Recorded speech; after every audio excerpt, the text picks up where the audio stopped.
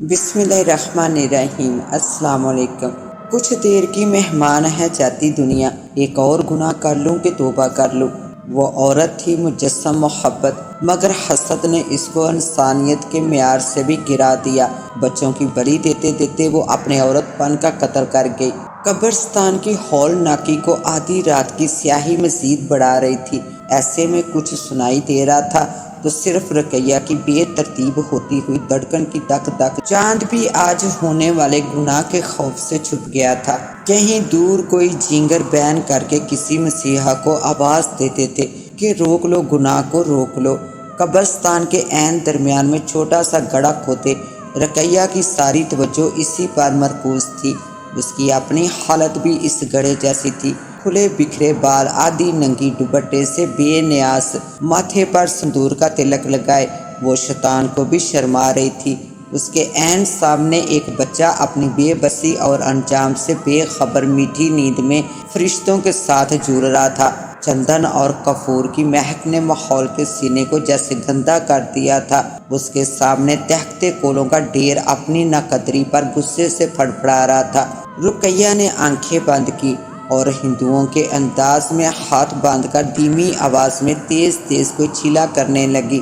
وقفے وقفے سے وہ دہکتے کولوں پر چندن، کافور اور سندور چھڑک رہی تھی۔ کوئی 20 منٹ ہوئے تھے کہ سوئی ہوئی ہوا میں جیسے بھونچال آ گیا تھا۔ کتوں کے بھونکنے کی آواز کسی ڈول کے زور زور سے پیٹے جانے کی طرح چاروں طرف میں زہر پھیلا رہی تھی۔ رقیہ نے چھیلا ختم کرنے کے بعد ساتھ پڑے تھیلے سے ایک چھوٹی سی مورتی نکالی اور سامنے رکھنے کے بعد ہاتھ باندھ کر جیسے اسے سلام کیا۔ پھر اس نے سوئے ہوئے بچے کے کپڑے آہستہ آہستہ اتارے اور انہیں دہکتے کولوں پر ڈال دیا۔ دہکتے کولے مستی سے ناچنے لگے۔ اس نے بچے کو اٹھایا اور اپنی چھاتی سے لگا لیا، لیکن شاید بچے کو اپنے حلال جسم میں حرام رزق قبول نہیں تھا۔ وہ میٹھی نیند سویا رہا۔ رقیہ کو پہلے غصہ آیا، پھر وہ تنزیہ مسکرائی۔ ماتھے پر لگے سندور کے تلک کو بائیں ہاتھ کے انگوٹھے سے رگڑ کر اس نے بچے کی پیشانی پر ملا تھا اور پھر زور سے چیختے ہوئے معصوم بچے کو دہکتے کولوں پر ڈال دیا۔ ایک معصوم سی دل خراش چیخ بلند ہوئی اور جیسے صدیوں کی بھوکی آگ حلال رزق ملنے پر دھڑدھڑانے لگی۔ جب بچے کا وجود راکھ بننے کے قریب ہوا تو اس نے لات مار کر دہکتے کولوں سمیت اسے گڑھے میں دھکیل دیا اور اوپر مٹی ڈالنے لگی۔ انم کو آدھی رات کو پیٹ میں شدید درد شروع ہوا تھا۔ اس کا 7واں مہینہ چل رہا تھا۔ اس سے پہلے کہ اس کا شوہر زاہد اسے ہسپتال تک لے جاتا، اس کے پیٹ سے خون نکل کر گرنے لگا۔ وہ جان گئی کہ عالم سے گزرنے لگی اور بے ہوش ہو گئی۔ زاہد اس کی خراب ہوتی حالت دیکھ کر پریشان ہو اٹھا تھا۔ وہ کسی طرح اسے ہسپتال تک لے آیا۔ انم کو جب ہوش آیا تو اس کی ممتا کی دنیا راکھ ہو چکی تھی۔ ڈاکٹر رابعہ اس طرح بچے کے ضائع ہونے پر حیران تھی۔ ایسا کیس اس سے پہلے انہوں نے کبھی ڈیل نہیں کیا تھا۔ کوئی خاص وجہ سامنے نہیں آئی تھی اور کوکھ میں پلتا وجود خون بن کر جنت کی طرف پرواز کر گیا تھا۔ بقول ڈاکٹر رابعہ، انم اب کبھی بھی ماں نہیں بن سکتی تھی۔ رقیہ اور انم آپس میں جٹھانی دیورانی تھی۔ دونوں کے اپنے الگ الگ گھر تھے۔ رقیہ اکیلی رہتی تھی۔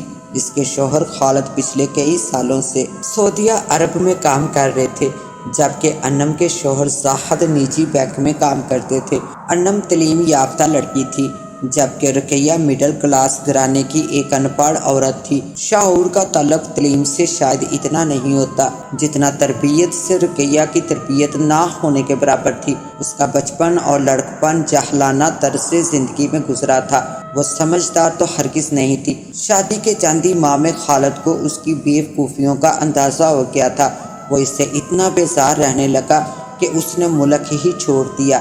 شادی کے دوسرے سال ہی رقیہ کو علم ہوا کہ وہ بانجھ ہے۔ کچھ عرصہ تو وہ روتی دھوتی رہی، پھر وہ پیروں فقیروں کے چکر کاٹنے لگی۔ دنیا جہان کے دم تویز اس نے استعمال کر کے دیکھ لیے تھے۔ وہ اولاد کے لیے ترسنے اور تڑپنے لگی۔ اس کی تڑپ دن بہ دن دیوانگی بنتی جا رہی تھی۔ ایک طرف بے اولادی، دوسری طرف شوہر کی دوری، وہ پاگل سی ہو جاتی۔ اور جب انم کو ماں بننے کی نوید ملی تو وہ جیسے ذہنی طور پر مفلوج ہو گئی۔ زاہد جب انم کے نخرے اٹھاتا اور انم کے گھر والے اور آس پڑوس والے جب اس کی ناز برداریاں کرتے تو رقیہ سلگ جاتی۔ حسد کا پھندا دن بہ دن اس کی گردن کے گرد کستا جا رہا تھا، اسے سانس لینا مشکل ہو گیا۔ وہ تب بنگالی مسیحا کے آستانے پر آ پہنچی۔ اس کی فریاد یہ تھی کہ انم کا بچہ ضائع ہو جائے اور وہ پھر کبھی ماں نہ بن سکے۔ بنگالی مسیحا نے اسے پہلی اور آخری مرتبہ سمجھایا تھا کہ یہ کام خطرناک ہے، اس کے نتائج کچھ بھی ہو سکتے تھے، لیکن جب عقل پر گراہیں پڑی ہوں تو صحیح غلط کی سوچ دم توڑ دیتی ہے۔ رقیہ ہر حد تک جانے کے لیے تیار تھی۔ وہ اس حد تک گر چکی تھی کہ اپنے مذہب کو داؤ پر لگانے کے لیے وہ تیار ہو گئی۔ انم کی کوکھ اجاڑنے کے لیے اس نے ایک اور ماں کی گود بھی سونی کی تھی۔ وہ کئی ہسپتالوں اور ایدھی سینٹر میں پھری اور پھر ایک ہسپتال سے اسے ایک بچہ مل گیا جسے اس نے نرس کو باری قیمت دے کر چرایا تھا۔ پھر بنگالی مسیحا کے کہے کالے عمل کے مطابق مہینے کی پہلی جمعرات کو اس نے اس گناہ کو سر انجام دیا تھا۔ اس گناہ کی سوچ اور عمل کے ساتھ ہی وہ دائرہ اسلام سے خارج ہو چکی تھی۔ اس نے اپنی دنیا کے ساتھ ساتھ اپنی آخرت کو بھی جیسے بیچ ڈالا تھا۔ انم کا بچہ کیا ضائع ہوا، وہ بالکل مرجھا کر رہ گئی۔ کوئی تسلی اسے امید نہیں بخش سکتی تھی۔ رقیہ کو اسے اس حالت میں دیکھ کر جیسے سکون ملا تھا۔ وہ اتنی گری ہوئی تھی کہ اس نے انم کے غم کو خوشی سمجھ کر منایا تھا۔ وہ انم کے ساتھ بیٹھ کر اس کی دل جوئی کرتی، تسلیاں دیتی اور اس کی پیٹھ پیچھے خوش ہوتی۔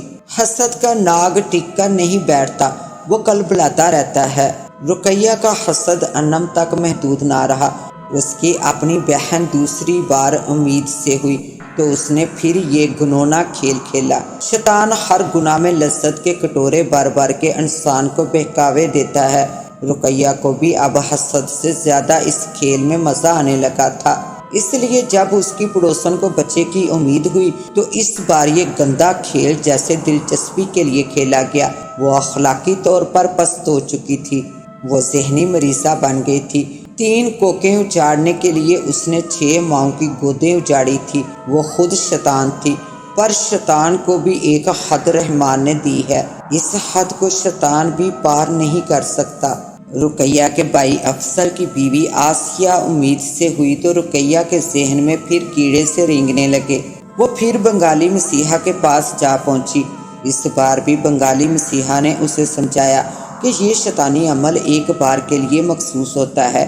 وہ 3 بار یہ عمل دہرا چکی تھی اور اب چوتھی بار اس کے لیے رسک ہو سکتا تھا، لیکن اس بار بھی رقیہ نے بنگالی مسیحا کو بھاری رقم دے کر خاموش کر دیا۔ ستمبر کی پہلی جمعرات کو آدھی رات کو رقیہ اپنے شیطانی کام کو سر انجام دینا ہی چاہتی تھی جب ایک بزرگ کی نظر اس پر پڑی تھی۔ بریش بزرگ قبرستان سے کچھ ہی فاصلے پر بنی مسجد میں تبلیغی جماعت کے ساتھ دورے پر آئے ہوئے تھے۔ تہجد کی نیت سے اٹھے تھے کہ دل میں آیا قبرستان جا کر دعا کر آئیں۔ بزرگ نے رقیہ کو ایک بچے کو کولوں پر پھینکتے دیکھا تو وہیں سے ضعیف آواز میں چلائے تھے۔ آدھی رات کو قبرستان کے دل چیر دینے والے سناٹے میں جب رقیہ نے ایک بار روب ضعیف آواز سنی تو پہلی بار اس کا دل اور ہاتھ کانپے۔ بچہ اس کے ہاتھ سے چھوٹا اور دہتے کولوں میں گرنے کی بجائے سیدھا گھڑے میں جا گرا۔ اس کی چیخیں قبرستان کے سناٹے کو چیرنے لگی۔ عمل کے ادھورا رہ جانے کا اثر تھا، شاید کہ رقیہ کے گال پر کسی نے زور سے تھپڑ مارا تھا۔ رقیہ ڈر کے بھاگ کھڑی ہوئی۔ بزرگ تیزی سے گڑھے کے قریب آئے اور توبہ استغفار کرتے ہوئے بچے کو گڑھے سے نکال کر ساتھ لے گئے۔ اللہ تعالیٰ کی رحمت تھی یا بزرگ کی بزرگی کہ وہ بچہ جس طرح اپنی ماں تک پہنچا وہ ایک الگ کہانی ہے۔ ڈری سہمی رقیہ پھولتی سانسیں لیے آدھی رات کو سیدھا بنگالی مسیحا کے پاس پہنچی تھی۔ عمل کے ناکام ہونے پر بنگالی مسیحا نے اسے سخت سنائی تھی اور اسے اگلی بار اپنے پاس آنے سے ڈرا دھمکا کر منع کیا تھا۔ اگلی بار وہ کیا جاتی اس شیطان کے پاس کہ وہ شیطان خود ہی وہ جگہ چھوڑ کر کہیں اور بھاگ گیا تھا۔ کوئی مہینہ بھر ہی گزرا تھا کہ رقیہ کی حالت عجیب سی ہونے لگی۔ اس کا دل بے چین سا رہنے لگا، کبھی کبھار اس کا دم سا گھٹنے لگتا۔ وہ اکثر بے وجہ رونے لگ جاتی اور پھر روئے جاتی۔ رات رات بھر وہ جاگتی رہتی لیکن اسے نیند نہ آتی۔ اس کے جسم پر کھجلی سی شروع ہو جاتی۔ وہ پاگلوں کی طرح بدن کھجلاتے کھجلاتے تھک جاتی پر اسے آرام نہ آتا۔ کچھ عرصہ بعد اس کے جسم پر پھوڑے نکلنا شروع ہو گئے۔ پھوڑے پیپ سے بھرنے لگے اور پھر ان پھوڑوں کے اندر کیڑے پیدا ہونے لگے۔ عجیب بات تھی کہ اس کے ساتھ یہ سب ہو رہا تھا لیکن وہ علاج کی غرض سے کسی ڈاکٹر کے پاس نہیں جاتی تھی۔ اس کا دیور دیورانی اور آس پاس کے لوگ اسے سمجھا سمجھا کر تھک گئے تھے لیکن جیسے وہ سنتی ہی نہیں تھی۔ وہ بولتے رہتے اور رقیہ گمسم سی انہیں تکتی رہتی۔ لوگوں نے اسے اس کے حال پر چھوڑ دیا۔ پہلے وہ کبھی کبھار نماز پڑھ لیتی تھی لیکن اب اسے سجدے کا خیال ہی نہ آتا، توبہ کا خیال بھی نہ آتا۔ اس سے توبہ دعا سب کی توفیق چھین لی گئی تھی۔ اس کی حسیات سو چکی تھی۔ اسے یہ احساس ہی نہ ہوتا کہ وہ کسی کے گناہ کی مرتکب ہوئی ہے۔ اس کا جسم جگہ جگہ سے گلنے لگ گیا تھا۔ وہ اب اکثر انم اپنی بھابھی اور پڑوسن کے پاس جاتی اور فخر سے انہیں بتا کے ہنستی جاتی کہ اس نے ان کی کوکھ اجاڑی ہے۔ جانے خدا کی کیا حکمت تھی کہ اس کی خراب حالت اور لبوں سے نکلی سچائی کو وہ لوگ تسلیم نہ کرتے۔ اسے پاگل سمجھتے بغیر دوپٹے کے آدھی ننگی وہ گلیوں بازاروں میں پھرا کرتی۔ بھوک پیاس سردی گرمی ہر چیز سے جیسے وہ بے نیاز ہو چکی تھی۔ اس کے شوہر کو خبر کرتی تھی لیکن وہ تب بھی واپس نہیں آیا تھا۔ پھر رقیہ کہیں کھو گئی، کسی کو اس کی خبر نہ ہوئی کہ وہ کہاں گئی۔ کوئی سال بھر بعد شہر سے قدرے باہر ایک گندے پانی کے جوہڑ کے قریب پڑے کچرے کے ڈھیر پر اس کی آدھی ادھوری لاش ملی تھی، گلی سڑی اور جانوروں کی خوراک بنی۔ وہ لاش جانے کب سے وہاں پڑی تھی۔ یہ بھی انسانیت کی بے حسی تھی کہ اس کی لاش کو کسی نے ہاتھ نہیں لگایا، نہ اسے خفن نصیب ہوا۔ یہ انجام تھا اس عورت کا جس نے اللہ کی حکمت پر صبر سے کام لینے کی بجائے حسد اور شیطان کی پیروی کی، اس حد تک کہ اپنے مذہب دنیا آخرت سب کو تباہ کر دیا۔ کاش انسان وقت گزرنے سے پہلے سنبھل جائے۔ اس کے ساتھ ہی اب مجھے دیں اجازت، ملتے ہیں انشاءاللہ ایک نیو کہانی کے ساتھ، تب تک کے لیے اللہ نگہبان۔